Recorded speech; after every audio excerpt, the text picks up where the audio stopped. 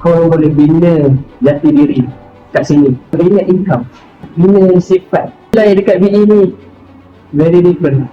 Nak tolong family, nak tolong diri sendiri untuk orang kata lebih macam hari ni lah. Memang lebih berani. Kalau sebelum ni mana boleh cakap dengan orang orang ya, lepas tu I macam itu malu, kita jadi insecure, kita tak pandai. Dan lagi sebab akademik dia tak pandai sebenarnya. Jadi alhamdulillah dalam BE I mendapat semua. Syukurlah. Ekosistem follow, buat betul-betul. Mesti kat luar sana, apa yang merasa peluang kerja sudah memang susah. Bukan nak kata tak apply, itu cari dia kerja. Cuma kalau dah ada peluang dekat BE, grab lah peluang tu.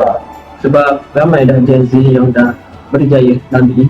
Korang pun layak, korang pun boleh bantu dia, korang grow up untuk family dan untuk sekeliling korang.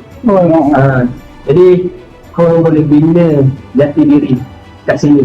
Korang boleh, orang kata bina income, dan orang kata bina sifat. Orang kata sifat. Nilai dekat BE ni very different. Korang kena try dan ambil peluang buat BE untuk Gen Z.